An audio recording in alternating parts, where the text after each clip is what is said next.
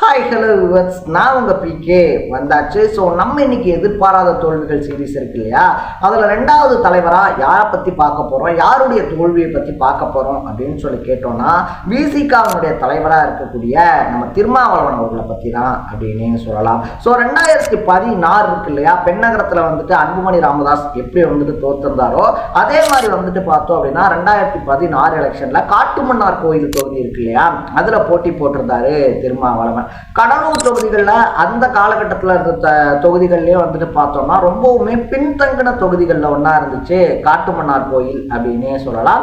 அது வந்துட்டு தனி தொகுதியாகவும் இருந்துருந்துச்சு.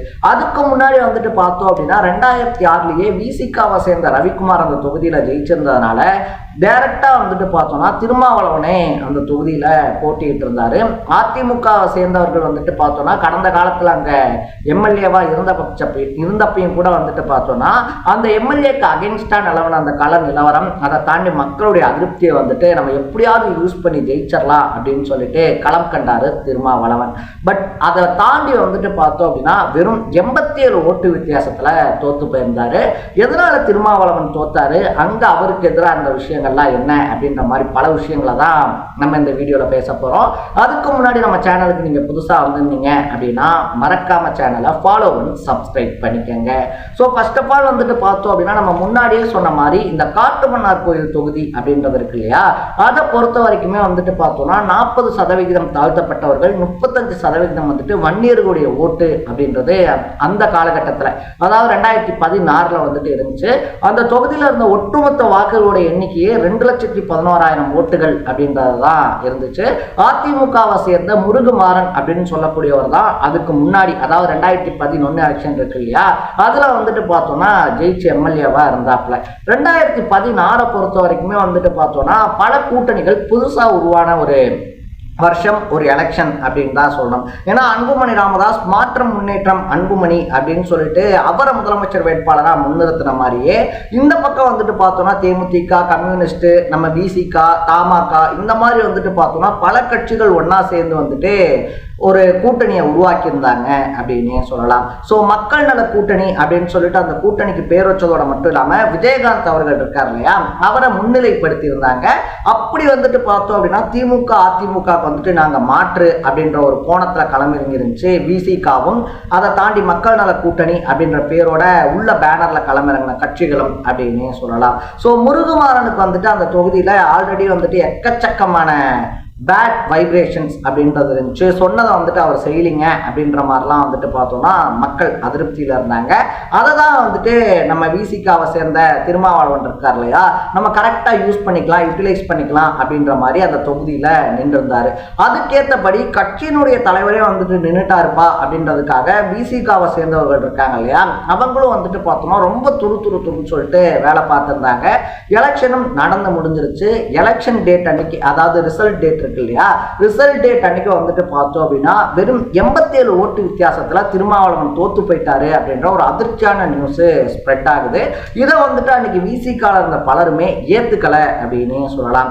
ஏன்னா வந்துட்டு களியமலை வாக்குச்சாவடி இருக்கு இல்லையா, அந்த காட்டுமன்னார் கோயில்ல இருக்கக்கூடிய ஒரு குறிப்பிட்ட பகுதி. ஸோ அந்த களியமலை வாக்குச்சாவடியில வந்துட்டு எந்திரம் அப்படின்றது பழுதாயிருச்சு, அந்த ஓட்டு போடுற மிஷின் வந்துட்டு பழுதாயிருச்சு.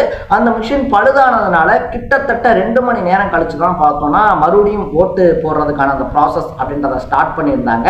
அதனால வந்துட்டு பல பேர் ஓட்டு போடல. அது மட்டும் இல்லாமல் வந்துட்டு பார்த்தோம்னா ஓட்டு எண்ணும் போது முகவர்கள் இருக்காங்க இல்லையா, அங்க இருக்கக்கூடிய எல்லா முகவர்களையுமே ஒவ்வொரு ரவுண்டு முடிவுலையும் கையெழுத்து அப்படின்றது போடணும். ஆனா 14வது ரவுண்டு முடிவுல வந்துட்டு விசிகாவை சார்ந்தவர்களை அங்கிருந்து அப்ரூவ் படுத்திட்டாங்க.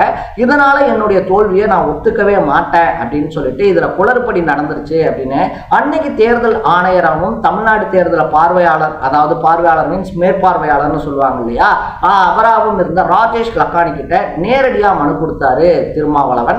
என்னதான் நீங்க என்கிட்ட வந்து கூப்பாடு போட்டாலும் சல்லி பைசாக்கு அது பிரயோஜனம் கிடையாது, நீங்க வேணா நீதிமன்றம் இருக்கு இல்லையா. ஏன்னா திருமாவளவனை பொறுத்த வரைக்கும் அவர் என்ன சொல்லியிருந்தாருன்னா, அந்த களியமலை வாக்குச்சாவடி இருக்கு இல்லையா, அங்க இருக்கக்கூடிய ஒரு வார்டுக்கு மட்டும் மறு வாக்குப்பதிவு அப்படின்றத நடத்தணும்.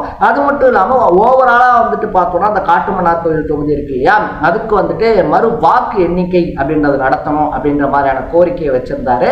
அது முடியவே முடியாது அப்படின்னு சொல்லிட்டு தேர்தல் ஆணையம் கையை விரிச்சிருந்துச்சு அப்படின்னு தான் சொல்லணும். ஏன்னா அன்னைக்கு வந்துட்டு ரொம்ப கம்மியான ஓட்டு வித்தியாசத்துல அந்த மக்கள் நல கூட்டணி இருக்கு இல்லையா, மக்கள் நல கூட்டணி அந்த எலெக்ஷன்ல பொறுத்த வரைக்கும் ஒரு தொகுதியில கூட ஜெயிக்கல அப்படின்னு தான் சொல்லணும். இத்தனைக்கும் வந்துட்டு பார்த்தோம் அப்படின்னா விஜயகாந்த் அவர்களை முன்னிலைப்படுத்தி இன்கேஸ் ஜெயிச்சா விஜயகாந்த் இருக்கார் இல்லையா, அவர் தான் வந்துட்டு முதலமைச்சர் அப்படின்ற மாதிரியான வாக்குறுதிகள்.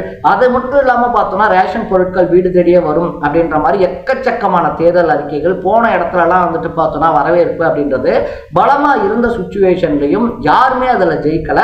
திருமாவளவன் இருக்கார் இல்லையா, அவர் மட்டும்தான் ரொம்ப நெருக்கமா போய் தோல்வி அடைஞ்சிருந்தாரு. நம்மள பலருக்குமே வந்துட்டு லாஸ்ட் எலெக்ஷன்ல கமலஹாசன் இருக்கார் இல்லையா, அவர் எப்படி கடைசி சுற்று வரைக்கும் காக்க வைக்கப்பட்டு அவர் ஜெயிச்சுட்டாரு அப்படின்றது ஆல்மோஸ்ட் உறுதியானதுக்கு அப்புறமா இல்லைங்க கமலஹாசன் தோத்துட்டாரு அப்படின்னு சொன்னாங்களோ, எக்ஸாக்டா அதே தான் வந்துட்டு பார்த்தோம் அப்படின்னா அண்ணன் திருமாவளவனுக்கும் அந்த 2016 நடந்துருந்துச்சு. ஸோ 87 ஓட்டுகள் இருக்கு இல்லையா, 87 ஓட்டுகள் வித்தியாசத்துல தோல்வி அப்படின்றத திருமாவளவன் அவர்களால் முழுக்க முழுக்க ஏத்துக்க முடியாததுக்கு இன்னொரு காரணம் என்ன அப்படின்னு சொல்லி கேட்டோம்னா, அதே காட்டுமன்னார் கோவில் தொகுதி இருக்கு இல்லையா, அதுல திருமாவளவன் அப்படின்ற பேர்ல ஒரு சுயேட்சை வேட்பாளரும் நின்றிருந்தாரு அப்படின்னே சொல்லலாம். ஸோ அந்த சுயேட்சை வேட்பாளருக்கு கிட்டத்தட்ட 250 ஓட்டுகள் அப்படின்றது விழுந்துருந்துச்சு. ஸோ இப்போ வந்துட்டு உங்களுக்கு புரிஞ்சிருக்கும் ஏன் வந்துட்டு அந்த முடிவை விசிகாவாலையும் திருமாவளவன் அவர்களாலையும் ஏற்றுக்கவே முடியல அப்படின்னு சொல்லிட்டு. ஏன்னா ரொம்ப ஓட்டு வித்தியாசமே வெறும் 87 ஓட்டு அப்படின்றதுல தான் வந்துட்டு முருகுமாறன் இருக்கார் இல்லையா, மறுபடியும் ஜெயிச்சு வரார் அதிமுகவை சேர்ந்தவர். ஆனால் அங்கே ஒரு சுயேட்சை, அதுவும் திருமாவளவன் அப்படின்ற பேருக்கு விழுந்த அந்த சுயேட்சை வேட்பாளருக்கு விழுந்த ஓட்டுகளே 250 அப்படின்னே சொல்லலாம். இதனால பல குளறுபடிகள் இருக்கு, என் கையில இருந்து வெற்றியை வழிப்பறி பண்ணிட்டாங்க அப்படின்ற மாதிரியான கருத்துக்கள் எல்லாம் அன்னைக்கு வெளியிட்டுக்கிட்டு இருந்தாரு அண்ணன் திருமாவளவன். ஸோ தமிழ்நாட்டில் நடந்த எதிர்பாராத தோல்விகள் இருக்கு இல்லையா, தேர்தலை பொறுத்த வரைக்கும் எதிர்பாராத தோல்விகள்ல நம்பர் 1 இடத்தை தரணும் அப்படின்னா அதை டெஃபினட்டா காட்டுமன்னார் கோயிலுக்கு தரலாம் அப்படின்றதான் என்னுடைய personal point of view. So அரசியல் களத்தை நீங்களும் தொடர்ந்து பார்த்துக்கிட்டு இருந்தீங்கன்னா 2016 காட்டுமன்னார் கோயில் தொகுதியினுடைய தேர்தல் முடிவை பத்தின உங்களுடைய கருத்து என்ன அப்படின்றத கமெண்ட்ல போட்டு மறக்காம சேனலை ஃபாலோ பண்ணி சப்ஸ்கிரைப் பண்ணிக்கோங்க. நாளைக்கு இதே மாதிரி இன்னொரு இன்ட்ரெஸ்டிங்கான வீடியோவோட சந்திக்கலாம். Tata, bye by.